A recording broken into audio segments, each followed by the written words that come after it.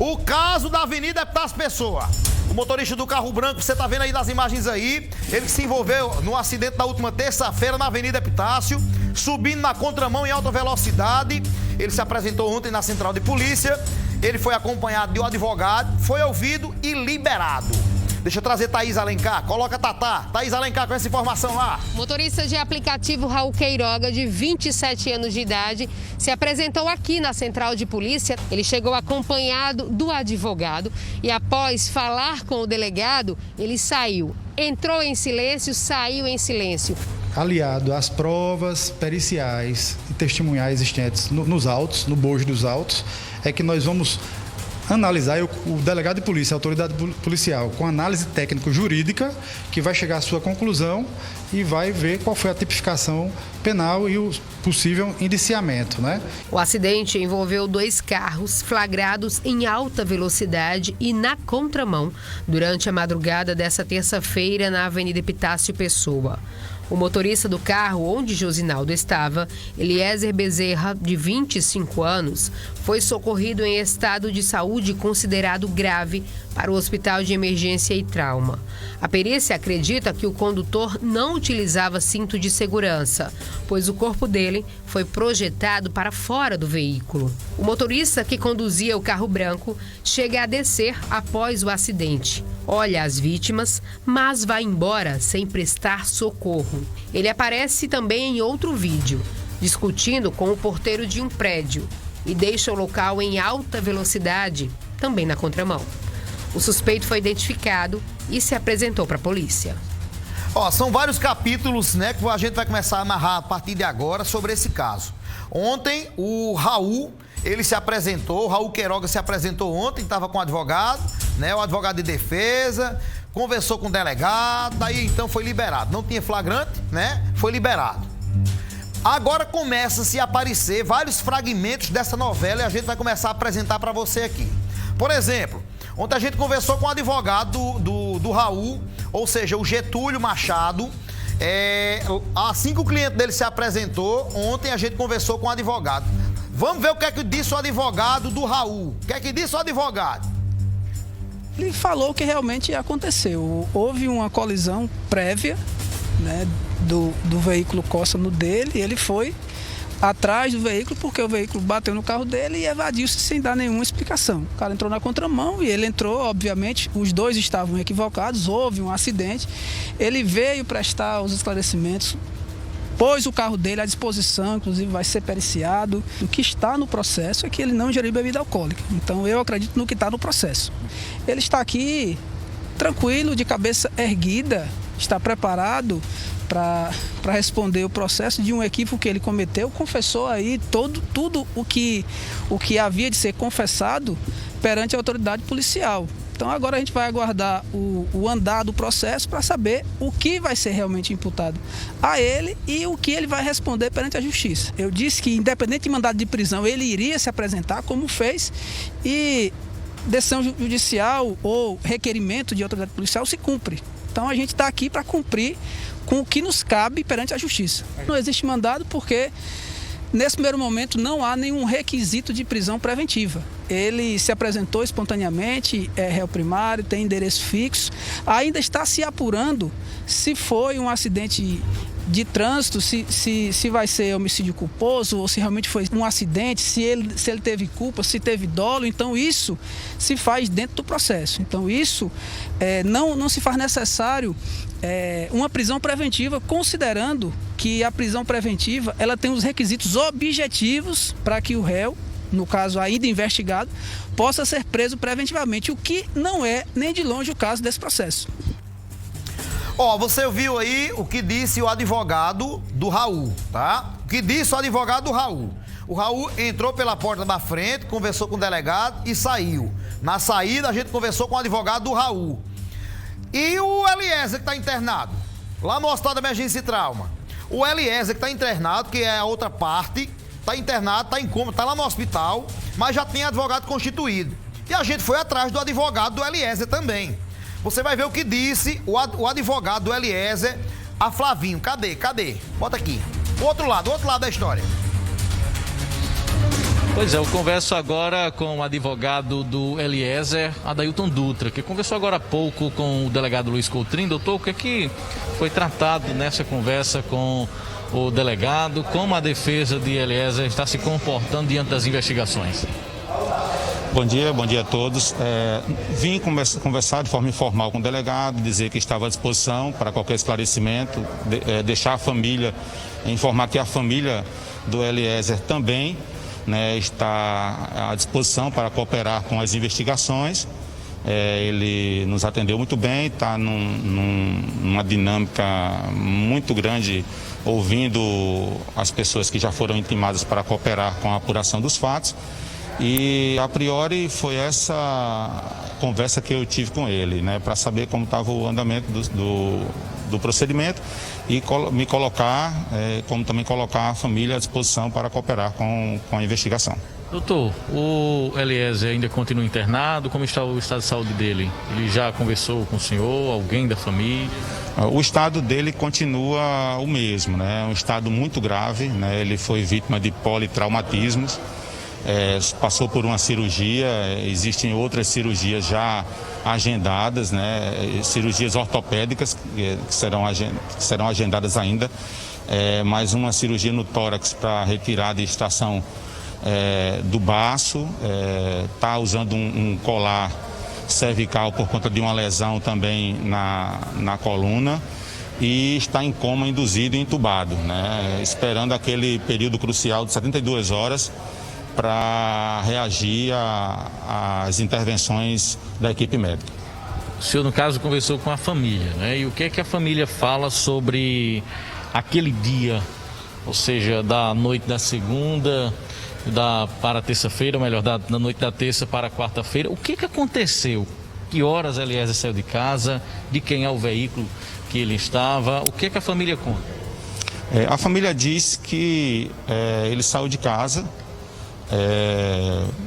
Esse veículo a família sabe que disse que não é dele, mas não sabe dizer de quem é esse veículo. Acredito que a autoridade policial já fez diligências nesse sentido para ouvir o proprietário do veículo. E acerca das informações, além dessas informações, a família não sabe. A família sabe que ele saiu de casa. E quando recebeu a notícia foi de que ele já tinha sido vítima do acidente e que já estava no hospital de traumas, passando pelos cuidados da equipe médica na situação em que se encontra agora, né? Quais os próximos passos a partir de agora? Os próximos passos é esperar a atuação da equipe da polícia, né, da polícia judiciária, o avanço das investigações, a conclusão das perícias que foram solicitadas pela autoridade policial, para esperar também ansiosamente pela recuperação do Eliezer, para que ele possa vir e ser ouvido, né, pela autoridade policial e cooperar com a elucidação dos fatos. Então a família espera essas deliberações, né, e esses acontecimentos para se manifestar e tomar as decisões e as ações judiciais e administrativas cabíveis. Tá aí, um morreu e o outro está internado no hospital. O advogado que está internado lá não tem nem muito o que fazer. Tem que esperar o cliente dele sair do coma induzido para poder ele dar a versão dele. Até agora a gente tem a versão do Raul. A versão do Raul é uma. A versão do que morreu, infelizmente, a gente não vai ter. Mas tem a versão do que está internado, que pode falar a qualquer momento aí, a gente espera que fale. E por falar nisso, deixa eu ir com a Anny Gomes. Anny Gomes esteve lá hoje no hospital de trauma para a gente tratar do estado de saúde do que está internado no hospital. Cadê Anny? Anny Gomes. Anny Gomes. É isso, e a gente está aqui no Hospital de Trauma da capital para trazer as últimas informações sobre o estado de saúde do Eliezer Bezerra Ramos Júnior, de apenas 25 anos.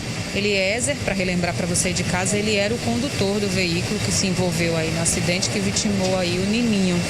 Eliezer está internado desde o momento do acidente aqui no trauma. O doutor Laércio vai agora nos trazer o panorama atual do quadro de saúde dele, porque ele permanece ainda num estado considerado muito grave, né, doutor? Bom dia, Anny, bom dia a todos. O Eliezer chegou aqui na madrugada do dia 2 numa condição clínica muito grave. Tem umas imagens dele que foi ejetado do veículo. Então, realmente chegou grave, entubado, respirando com a ajuda de aparelho. E teve traumatismo craniano, traumatismo cervical, traumatismo torácico, traumatismo abdominal e traumatismo do aparelho locomotor. Então, era um quadro realmente muito grave, porém ele foi operado, fez uma cirurgia abdominal, fez uma cirurgia no tórax e se recupera bem. No momento ele ainda é grave, porém com uma evolução bem favorável, evolução positiva. Está confirmado que foi preciso fazer a retirada do baço e esse politraumatismo ainda inspira muitos cuidados, apesar da estabilidade? Foi sim, a cirurgia abdominal, já que ele apresentava sinais de um grande sangramento com perda elevada, levando a uma condição de choque hemorrágico, e foi exatamente por conta da explosão do baço, e aí foi obrigado pela equipe cirúrgica, foi obrigada a fazer essa retirada do baço. Esse quadro do coma do Eliezer é um quadro induzido? Vocês aguardam um período de tempo para poder já começar aquele protocolo da retirada dos medicamentos para ver a resposta desse paciente?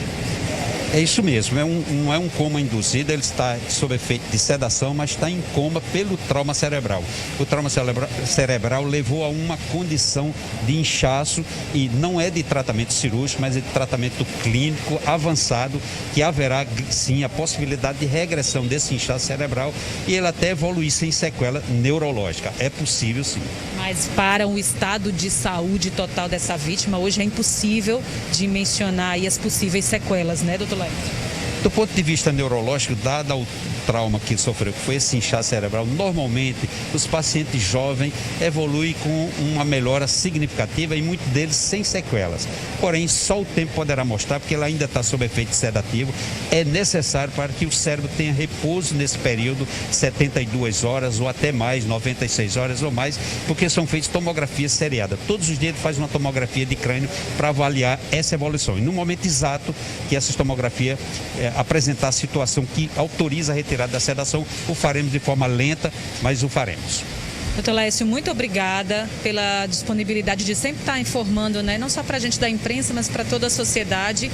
Portanto, o rapaz permanece aqui internado, estado muito delicado, considerado grave, mas com acompanhamento o tempo inteiro da equipe e a gente, claro, torce pela recuperação dele o quanto antes. Volto contigo, Erli. Obrigado, Dani Gomes, trazendo aí, né, o estado de saúde do Eliezer, que tá internado, coma induzido, tá? Vamos aguardar ele, se Deus permitir, sair do coma induzido, para que ele possa dar a versão dele. A versão do Raul a gente já tem. Ele disse que se envolveu num acidente de trânsito, aí foi atrás do carro preto, ele atrás, para pegar a placa. Júlio, me dá aquele vídeo da Avenida Epitácio para eu fechar esse assunto aqui, tá? Ó, você tá vendo aí, ó, um carro atrás do outro. Aí tem um outro vídeo, pronto, ó, vai aí. Você acredita, deixa eu perguntar pra você de casa, você acredita que ele tá atrás pra pegar uma placa de um carro aí? Olha aí, ó, esse aí. Ó, esse aí, ó. Aí depois ele foi lá, viu que tinha... E por que ele não prestou socorro? Primeiro ponto que eu faço, primeira pergunta que eu faço. A primeira que eu faço pra você, vendo aquelas imagens ali da perseguição na Avenida Epitácio Pessoa, naquelas imagens lá, você acredita aí, ó, você acredita que ele tá indo atrás para pegar uma placa de um carro, dirigindo desse jeito aí? Primeira pergunta que eu faço, essa daí. A segunda que eu faço é agora. Ele viu que tinha duas vítimas aí. Será que ele ligou pro Corpo de Bombeiro ou pro SAMU para acudir as vítimas aí? Por que ele não prestou socorro aí? Ele foi embora. A pergunta que eu faço, tô deixando pergunta aqui. Perguntar não dói. Por que ele não prestou socorro? Eu queria fazer essa pergunta ao advogado de defesa do Raul. Se ele queria só a placa do carro, aconteceu o acidente, por que ele não prestou socorro aí? A pergunta que eu faço é, olha aí, ó, a bagaceira. A bagaceira aconteceu. Essa daí é a imagem de quem tá querendo pegar uma placa de um carro.